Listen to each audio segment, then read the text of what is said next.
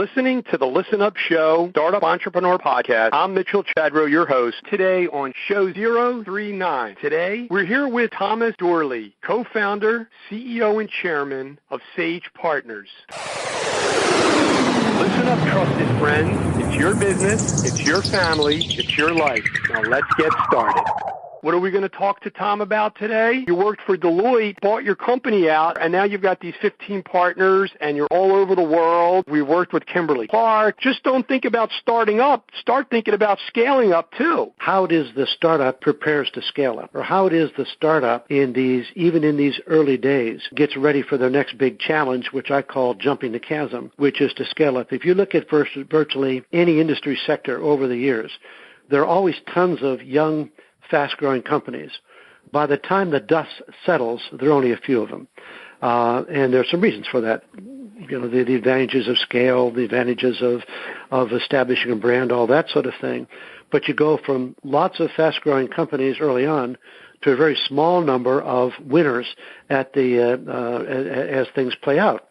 Please sign up to my email list for the latest special offers exclusive for our Listen Up Show Startup Entrepreneur Podcast audience at mitchellchadro.com/sign-up. I have been providing business advice, resources, and help to entrepreneurs for over 20 years, and I'm looking forward to helping all of you. Sign up for my email list, again, at mitchellchadro.com/sign-up. I will provide you with full transcript for each interview, my ebook, 30 Tools to Start Up, the Startup Checklist, and many other education and training materials, all back at mitchellchadro.com/sign-up. Now enjoy the show. If you think about Sage Partners, describe generally that we are a seasoned group of people and you bring good ideas into play, and that idea of the bridging concept, and then to more clearly define the two areas of business, the strategy and governance business on the fee-for-service side and the venture acceleration business, and to do a split right at the beginning about that, so that if you're a young company, say, and you're looking for advice on how to, take this great idea that you have and find its appropriate markets and to, raise that next $10 million that you need and all that, then you turn left. If you're Kimberly-Clark, you turn right. HostGator sponsors our startup round. For all your hosting needs, head on over to mitchellchadro.com/hosting. Again, that's HostGator. Head on over to mitchellchadro.com/hosting for all your web hosting needs. How you doing today, Tom? I'm doing fine. It's snowy here in New England. How is it in the Philadelphia area? You know what? It's not bad. We just had a light dusting of snow the other day. Western Pennsylvanians consider themselves Midwesterners, and you guys in Philadelphia as Easterners. Somewhere around the Susquehanna is the break point, yes. Back in 2001, you started your current organization called Sage Partners. Can you tell me a little bit about Sage Partners? What exactly is it that you do? Yeah, we are what we refer to as a strategy and governance advisory firm, and we have two groups of clients. One we refer to as venture acceleration, and this kind of falls into the category that is the focus of your podcast, in the sense that it is companies that have started off, have a product or two, have some initial concepts and all that sort of thing, customers and all, but our role is to help them get to the next stage. And one of the things that turns out to be as big a problem for young companies as starting off is how it is you do what we call jump the chasm. You go from being a stage 0 idea company or stage 1, the company I just described where you've got a couple of customers, a product or something like that, to get to be where you're sustainable, where you have a process, where you have an organization, where you can, in fact, take a hit if something comes by. And that we refer to as our venture acceleration practice. The other side of our practice is the more traditional strategy practice, strategy consulting practice, or strategy advisory practice, but it's had a strong element of governance since the early 2000s when the governance world changed enormously with the likes of Tyco and Enron and WorldCom and all those sorts of things, seem to have repeated themselves more recently with Theranos and others, where people turned around and said, wait a minute, wasn't the board supposed to be watching over those guys and sending up a flare if there was something wrong?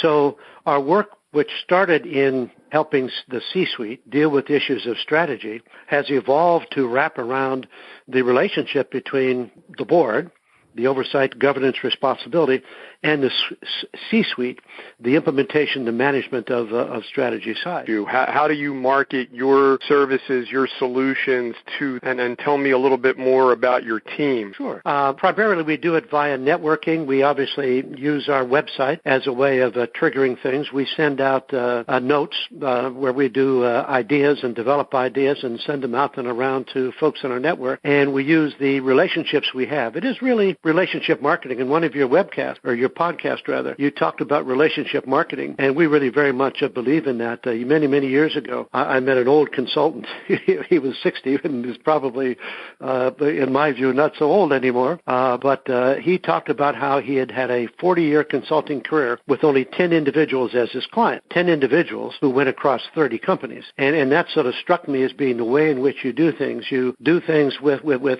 somebody, you do them well, and then that person refers you, and you do it well with the next person. That's how it works. So that's sort of our primary theme. What we're working on also is ways in which to reach out beyond our own network, and that's one of the reasons why I've found the possibility of talking with you and doing your podcast to be very helpful. We talk to the entrepreneurs about various different distribution channels, deliver your message out to the various communities, and so this is just another means or another way for you to leverage that. Correct? Yeah, that's right.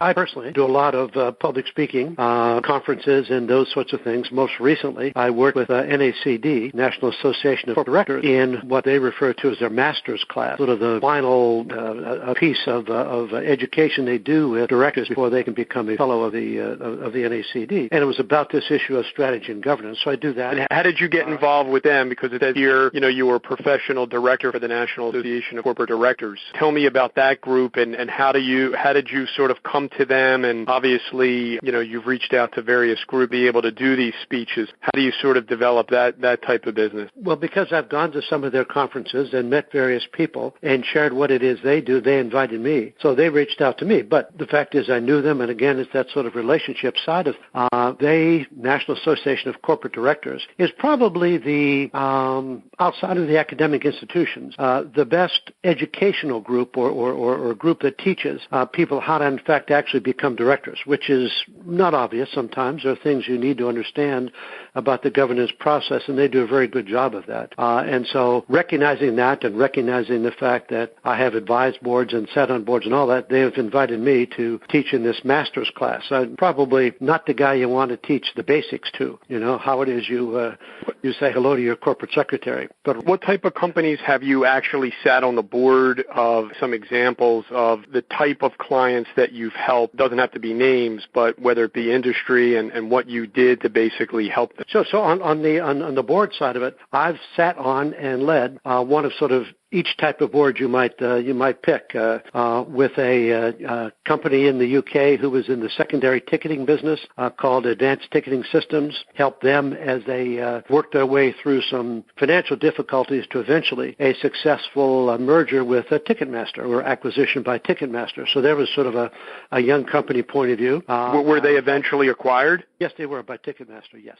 Yeah. And you basically, while you were on the board, you were involved in obviously leading that charge. Yeah, and perhaps one of the longest running example is a company called Stratbridge, where Stratbridge, which is a data analytics company that has been acquired most recently by Legendary Films, their analytics division. The CEO, Matt Marolda, worked for me as a business analyst, and as he was getting ready to go to business school, he had an entrepreneurial bent, so I helped him set up a company to do some data analytics for Deloitte, which he did for several years. He went on to to Tuck. He used the work he was doing in analytics. This goes back now to 1999 at Dartmouth's Tuck School for his MBA, and he won the Adams Prize as the best entrepreneurial idea of that year. Graduates from Tuck, sets it up, builds the business into 3 segments. I'm on his board. I help him sort all of that out, and then to be acquired by Legendary Films as their analytics division. So that one went from 1999 to 2015. And that was called Stratbridge, correct? Stage 0 to stage 3, yeah. When that's acquired, does he stay on with the new company that's acquired them, or is it a cash deal and then he's out, or what happens to your involvement? Yeah, it can actually vary. At the Advanced Ticketing Systems, James Gray, the CEO, essentially sold out. He stayed over for a transition period. This was a company in the UK. He then came back to the U.S. to be involved in other things. So he essentially cashed out, stayed there for probably 18 months or so.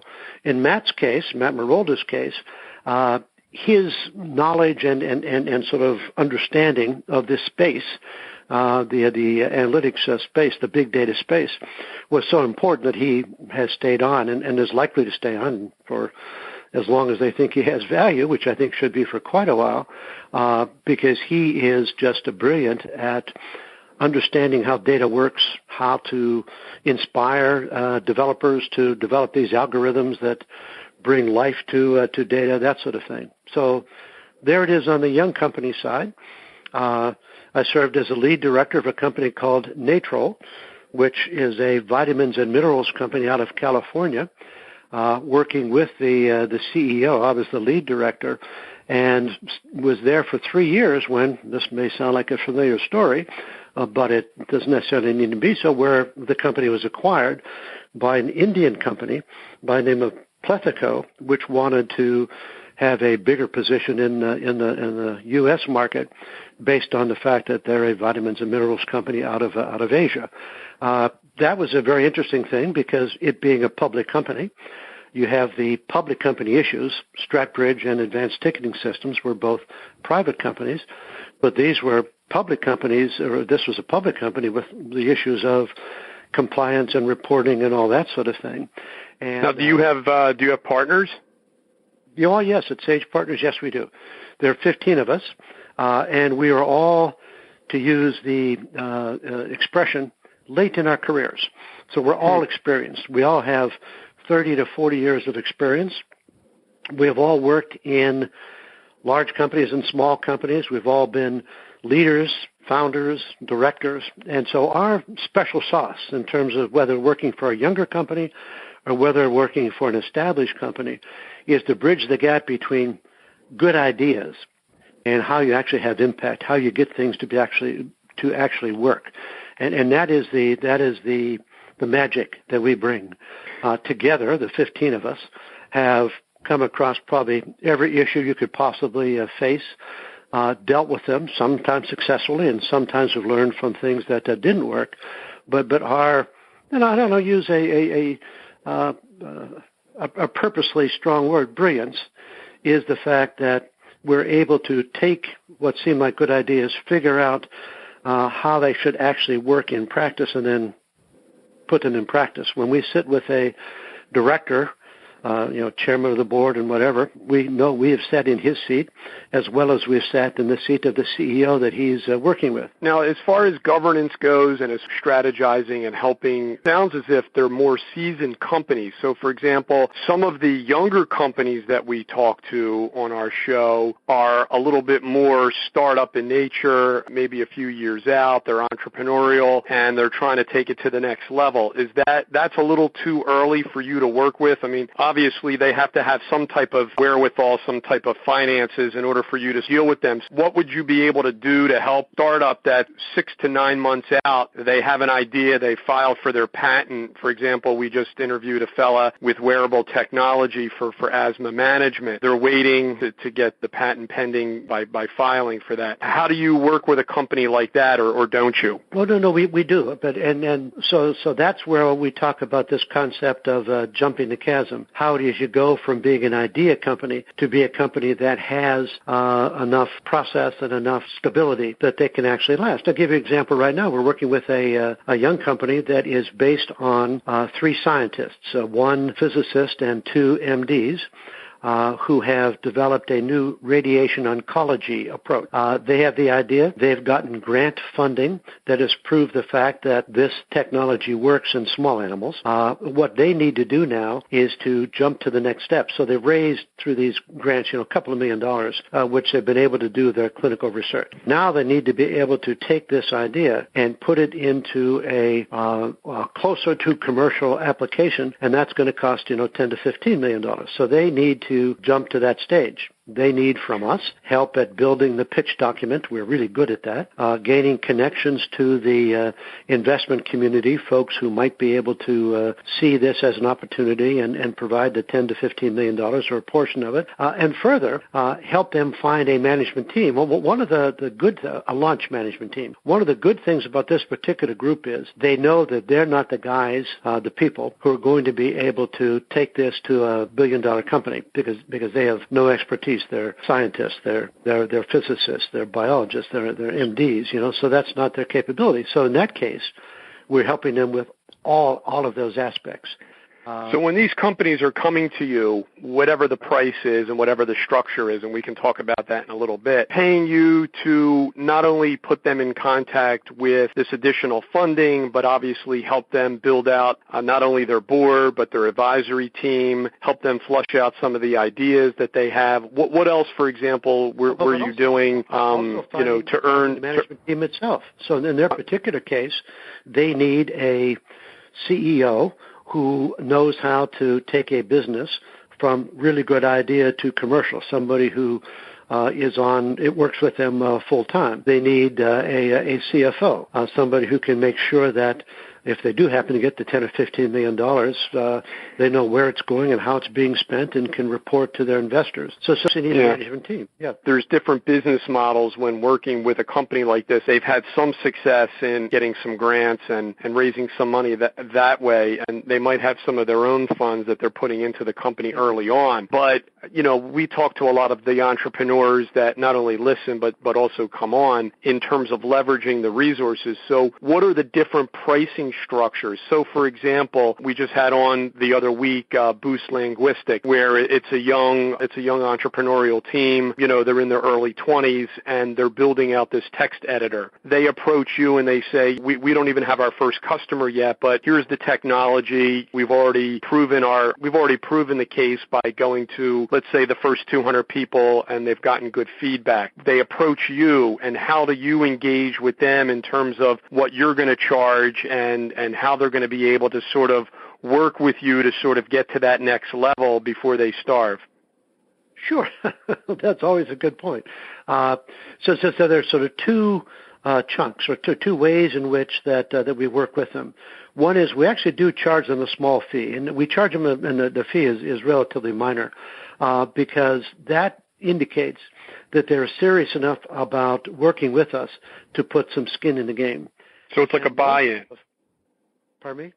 It's like a buy-in. Yeah. It just a kind of it's a token to basically say, we're serious. We know that you need to be paid for your time, and that fee could range depending upon the solutions or the services. Whatever that prearranged fee is going to be, correct? Yeah, as little as $1,000 or $2 a month, to if it's a company that's a little further down the line to $5,000 or $10,000 a month. Yeah, okay. But our real win is to align our incentive with theirs, and so therefore we take some sort of a carried interest, and that can be described in any number of ways. Could be described in terms of options that trigger at various times. And so the only way that we actually get full value for our time is if they're successful at what it is they want to do, a transaction, going public, finding a strategic investor, that sort of thing, that the carried interest we have, however it's described, actually has value. So as one of my Sage partners points out, that if we work with a company over a year or two, whatever it is, and nothing really happens, then we've discounted our hourly rate enormously. If things go well, then it works for us and works for them. And so we have every incentive to try to figure out what could make them successful and really work hard to make them successful, because then we're successful as well. So with 15 partners, I mean, realistically, you can only be in so many places at once.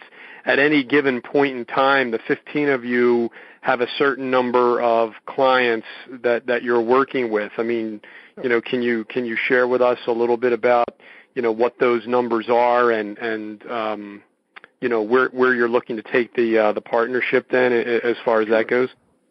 Sure. So the 15 of us, because we typically work in pairs or more. Sometimes if it's on the advanced ticketing systems, there were 3 of us, because it was, you know, complicated enough and all that sort of thing that we needed, you know, different expertise that each of us had.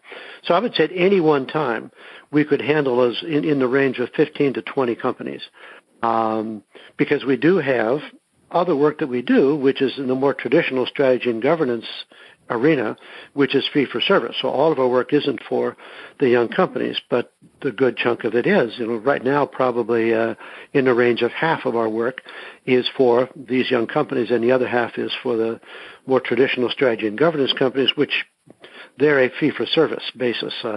Those companies, we lay out a project, develop what it is we're going to do, and milestones and all that sort of thing, and they pay us a certain amount of money on a daily rate. And do you see that mix changing from 50-50 to 60-40 or 70-30? I mean, do you want to take it, you know, do you want to start to focus in other areas? And if so, what would those areas be? Actually, I like the balance. I like the balance, keeping it sort of in that 50-50 range. Now, at any one time, like a couple of years ago, we had some very large fee-for-service clients, and so the balance was tipped more towards the strategy and governance side. So typically, who would be your fee-for-service on the governance side? I mean, whether you can mention names or not, but the types of companies and, you know, what you as an organization, as a partnership could, you know, to hit a home run, you know, expect to earn from those companies to come to you and say, you know, generally speaking, this is what you're going to pay. Sure. And again, obviously it depends on the nature of the work and all that sort of thing. But our clients have included the likes of companies like Kimberly-Clark, Hasbro, the toy company, and others like that. And even though that is in the same category, a not-for-profit by the name of Healthwise. Those are all companies that we can tell you who the names are. So they've actually come to you and they've engaged you in a project that could last. You know, it could be for a set thing, like, for example, governance, or a specific project that might last a certain period of time, correct? Yes, that's right. Yeah, it has a focus, something we're trying to do for them. So, like for Hasbro, for example, what typically would be the project there, and for how long? And you know, I guess I'm trying to get a sense for, Let me tell you about the Healthwise one, because that's sort of more, even though it's a not-for-profit, don't think of it that way, because Healthwise is a company headquartered in Boise, Idaho, who provide information that if you ever go on to the Dr. Weil website or WebMD, any of those websites, and ask a question about, well, if you have, the information you get comes from Healthwise. So they take information around problems people have and all that sort of thing, and find ways to package it so you can ask a question that can get an answer. It's not supposed to replace your conversation with your physician. What it's supposed to do is to make you prepared to have an intelligent conversation with your physician. They had recently retired a terrific CEO who talked about the fact that they have to find ways to be connected with people to generate revenues in order to be able to accomplish the things they want to do. And so he describes them as, without margin, there's no mission. And so here's a not-for-profit, which in fact has a very commercial orientation. So we help them, and a predecessor company located in Boston called, with a complicated name, the Informed Medical Decisions Making Foundation. And the foundation, which was our original contact, had lost their go-to-market channel, a company called Health Dialogue, which kind of disappeared. And so they needed to find a way to take the research, and they're a research-based organization, into the market to make sure they could generate revenue to stay alive. Talked about building relationships. You hadn't initially come to HealthWise. You had come to this other organization that having other issues. And how did you get to HealthWise? Sure. We first got to the foundation through the CEO, who had a conversation with somebody that I've known for years, who said, look, here's my problem. And he says, hey, you got to call Tom Doorley. And so he did. And that led to a diagnostic where we looked at how they were doing and what their issues were, figured out the problem was that this go-to-market company they've been working with was not going to be able to help them in the future. We then looked for and found a candidate to merge with, which was HealthWise. And through the course of that, reset and advise their board on various governance issues. What is your, just out of curiosity, because obviously entrepreneurs want to know this, whether it be on each side of what you're doing. We're talking about governance. What is the pricing structure there? Because we talked about on the other side where they sort of initially give you a fee, and that's a good faith type of thing to then do more diagnostic to find out, okay, what are all the various issues and what's the potential here for you guys. But on the flip side of that, the work that you were doing for them, how do you price and structure that? Sure. We to work with a company like that, which, as you say, has more wherewithal, we have a going rate, which we discount on the not-for-profit side. We discount it by a third because at this stage in our career, we can afford to do some things that, we don't have to pay as many of the light bills as we had when we were in our 30s. Sure. We have some flexibility, and so it's our way of giving back.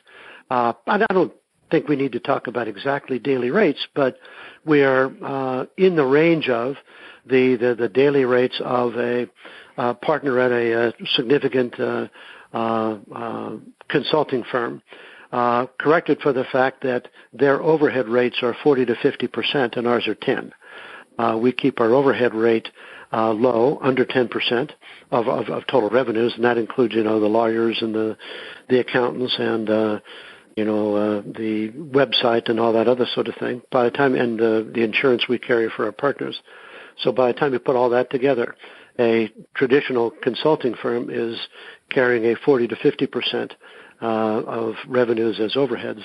And ours are. So in terms of these projects, can you give me a broad range in terms of, from a very small project that might be XYZ to a larger engagement that covers all of these various things in terms of what types of fees that you could be talking about? Then I want to get on to another topic, but for a young company, as I said, whether it's purely strategy or it's governance or it's some combination of that, for a very young company, our fees might be $1,000 or $2,000 a month, and then to the extent that we worked with them over a period of 2 years, we might get a equity stake in the range of 5%, which vests over the course of that time. It vests over a quarterly, typically cycle, something like that. So that would be the fees for a company like that. If we're talking about a company that, let's say it's a public company in the mid-cap or larger range, our project fees for, let's say, something that might be a defined project for 2 or 3 months of worth of work might be kind of in the range of 50 or so per month. And again, it depends on the project, depends on the company.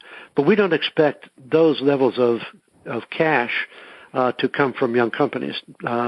Those would, for example, this company I mentioned, the secondary ticketing company, we did have fees that were more like in the, I think, $5,000 or $6,000 a month range, but we had then the same sort of carried interest that I described. So it is important that a young company pay something. But I tell you, one company that we're working with, which is an established company, but they're going through a young company, but they've been in business for a couple of years, and they're going through some difficulties right now. We've in fact deferred most of that fee. So we show up as a liability on their balance sheet, but it's not a draw on their cash flow. So it's a serious commitment in that case. They know it. Their board knows it. How did you get to work with Kimberly-Clark? I mean, obviously they're a fairly heavy hitter, and so I think that people would want to appreciate, in talking about building relationships. I mean, we had the people on who developed Barefoot Wine, and they sold it to E.J. Gallo, and that's pretty kind of cool because, I'm not a big wine drinker, but that's probably one of my favorite brands, and so having them on and learning about building those relationships and turning around and selling it is a pretty awesome story. So how did you come to them? Audible, an Amazon company, sponsors our Fast Pitch, my book club recommendations back at mitchellchadrow.com/audible. Best new book, Grit by Angela Duckworth. It speaks to the importance of persistence and passion versus talent. To see more of my recommendations and recommendations of our guests, just go to mitchellchadrow.com/audible. It's your number one resource for book reviews and recommendations. His productivity app, LinkedIn. And for under $100, he keeps a journal to keep track of all his ideas, activity, insights. The original contact came through the fact that we worked with a company at B.F. Goodrich, and the CFO there moved over to become the CFO at Kimberly-Clark. And when he did, I sent him some information, some insight that we had by doing a little research on some of Kimberly-Clark's issues. He said, hey, that sounds like, first of all, he recognized or he knew the work we had done back at Goodrich and felt good about that. And so he said, come talk to us about some of those issues you raised. I did. That led to conversations with the CEO and led to the work. So there was one where it was a network relationship, but in almost once removed. It's following a senior manager or following a member of the C-suite from one company to another company. And we've tended to do that fairly successfully. It's okay to think big, even if you're in the startup phase. To a lot of entrepreneurs, that should be the goal. I mean, you're building this thing up. You can only meet so many one-on-one clients. I mean, take your traditional consultant. He's just going to be one-on-one. Maybe he can, consult with or whatever. But the whole idea is by scaling it up, you could eventually turn around and sell the thing because you've grown the thing to a certain level where, you can sort of now get out of the way. And in terms of some of these early stages, so when we founded my first company, which was a strategy consulting firm called Braxton Associates, and this goes back into the 70s, so we set up, a partner and I set up this company, and we had some first principles. One first principle was that we looked around and saw that there were tons of companies, tons of them, in our space that were 2, 3, 4, 5 people. And so we said, we want to at least get to 25, and then when we get to 25, we'll see how big we can be. So we had an objective that said we didn't want to just be 2 or 3 people.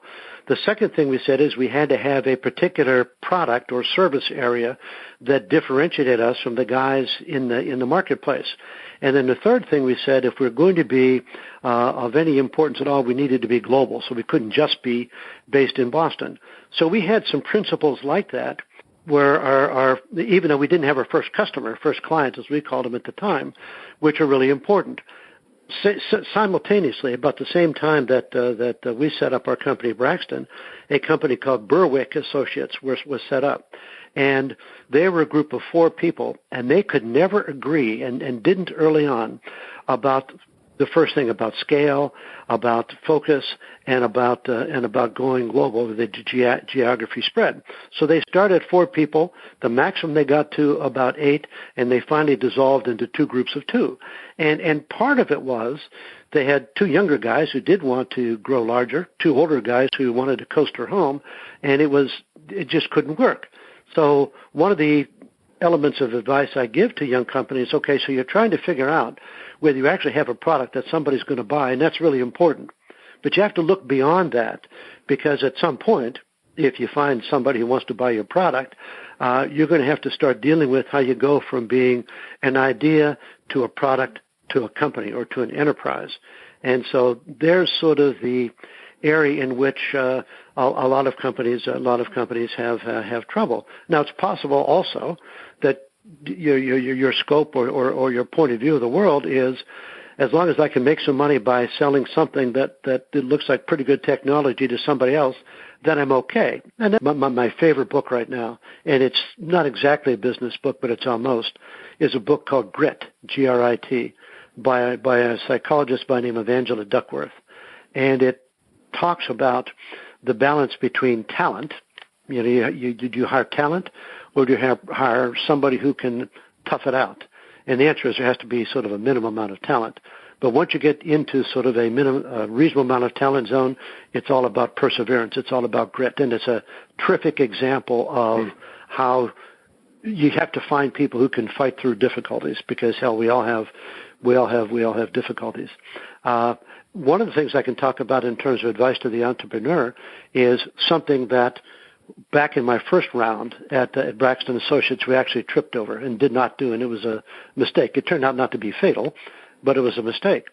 And that is that a Harvard Business School professor who was part of the team that wrote originally a book called In Search of Excellence that McKinsey did, Tony Athos, said, what you ought to do is you ought to form a working group of people who are in companies like yours in the Boston area, so you can have breakfast with them, make it easy, who you can talk to about the problems you're having, but they're not your competitors. So that would be sort of a young accounting firm, a young law firm, a young advertising agency, all that sort of thing. And that would have been a brilliant idea. We actually didn't do that. So that was a mistake. We overcame it by later on hiring a fellow who worked with us full time from Procter & Gamble, who was a senior management person who had retired, looking for something to do, and he could help us think through those things. But isn't that these masterminds that you'll hear people get involved with, whether it be LaTip or they refer to them as masterminds, where they have a certain number of people in their quote-unquote mastermind, and it can. The only problem I have with some of those is the groups get too large, and so you don't have enough time to really dig in depth into your issues, and sometimes they get too far afield. So in our case, and what I would feel for a young company would be, outside of hiring us, of course, which would be the best example, would be to have it be a relatively small group with organizations who are facing the same sort of issues that you're facing, but are not your competitors, right? And so when you're working with entrepreneurs, obviously you have various issues from intellectual property, digital assets. I mean, you have relationships with other people. Do you say to the entrepreneur, you're paying us this fee to bring in all of these other various people that you then need to sort of bring in and you're paying them, or saying like in terms of, I'm coming to you to basically help me with the patent, help me with what have you, and I'm going to pay you, and then you're in turn then going to pay all the various other professionals that you have to bring in to basically execute on whatever needs to be done? Generally, we do most of the work ourselves, with some exceptions. For example, if you need to write a specific legal document that can go to the FDA or something like that, or you need to write it in a way in which the patent office will approve it, that's special expertise. So we would not do that. We would bring somebody in to do it for them. When we go out and help them find and hire a management team, that's on us. Then once they get the management team, paying them's on them, because they become full-time members of You mentioned 15 partners. So the 15 of you, but you're all from various different industries. From geographic locations, yes. From financial services to healthcare, and you're located in different parts of the United States or even outside the U.S., correct? You mentioned working with companies. Three folks in continental Europe. Some might be attorneys if you're doing some of the legal work. Is that correct? Some of you are CPAs, so some are doing the accounting work, obviously. That's what you're doing with governance. Hugo Vanderzee, for example, is an attorney, yes. Our wrap-up round is sponsored by Snappa. For all your graphic design needs, head on over to mitchellchadro.com/Snappa. That's SNAPPA. Not only about business, but it's about family and life. So, I mean, it's about telling the entrepreneurs that, things need to be balanced. You can't just focus all on one without, affecting the other areas. So is there any other background information that you can impart that you think would be helpful to an audience to get to learn about you a little bit more? Sure. Well, here's something I can tell you. So in December, I was given an honor by the New England region of Deloitte as they have a Hall of Fame, as they call it, for their retired partners. And I was honored in that Hall of Fame as somebody who has been, both of all, great for client service, a good person in the firm, a mentor, things like that. And they invited me and two other folks who were also honored in different areas to speak to the assembled group of 2,000 folks who were the folks from the New England practice. And what I talked to them was how it is it's possible, given because they're all, as you might imagine, much younger than me, how it is you can, if you want to, achieve a balanced life. And I pointed out that, particularly in my early days, that we used to laugh about a 40-hour week. And I would say it's noon on Wednesday, and I've got my 40 hours in already. And so I was putting in 70, 80 or so hours a week, and I was traveling a lot. Yeah, and this was before the days of cell phones and all that sort of thing. Sure. So contacting your family was difficult. So we did some things. My wife and I first thing I did when I got up, she and I would talk on the phone from wherever I was. Last thing after she put the kids to bed, before she went to bed, we would talk about what happened that day and what the things were. So I worked hard at making a contact. The first day, our first son, had his parent-teacher meeting. It was on Wednesday at 2 o'clock in the afternoon, and I didn't make it. I said, geez, Wednesday, 2 o'clock in the afternoon is terrible.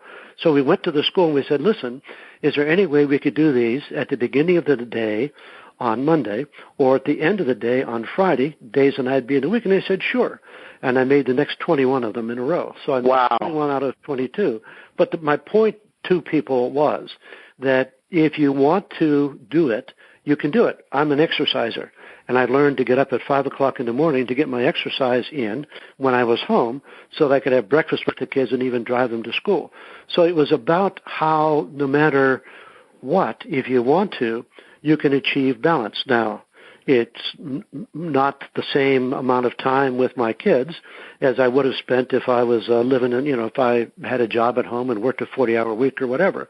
But I wouldn't have been as good a person for them because that wasn't who I was. I needed to be doing things. I needed to be building a company and working with the Kimberly Clarks of the world or whomever. Doing a lot of the same type of work as Deloitte. So, I was a partner at Deloitte before I retired.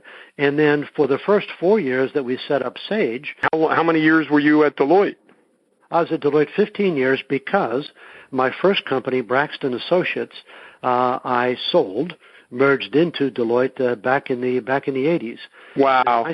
I stayed to build the practice, and we were 100 people when I joined what has become the strategy and operations practice of Deloitte, and it was almost 1,000 people when I left. We went from 3 offices, 1 in the U.S. and 2 overseas, to 21 offices. 3 takeaways that Tom provided us: grit, focus, and vision. How's everybody going to stay in contact with Tom Doorley? That's easy. His website is sagepartners.net. Email Tom at tdoorley, that's TDOORLEY, at sagepartners.net. Or connect with him on his favorite productivity app at LinkedIn, www.linkedin.com/in/Tom Doorley. I think we will. Thank you, Mitchell. I enjoyed it. Thanks again, Tom. Take care. Be good now. Bye-bye. In closing, let me ask for my listeners' help. First, please subscribe to my email list at mitchellchadro.com/signup. You will get all the full interview transcripts, my ebook, 30 Tools to Start Up, where I talk about these free resources in show 006. You'll get the startup checklist, education and training materials, and other resources just by signing up at mitchellchadro.com/signup. Listen up, trusted friends. It's your business, it's your family, it's your life. Go out and live it. Back at mitchellchadro.com/signup, help me boost the rankings of the Listen Up Show, the Startup Entrepreneur Podcast, by providing a well-written review in iTunes. mitchellchadro.com/iTunes. It helps other people find the show. If you actually need instructions on how to do this, you can find that back at mitchellchadro.com/signup. Thank you so much for subscribing to my email list and providing a written review on iTunes. Until next time.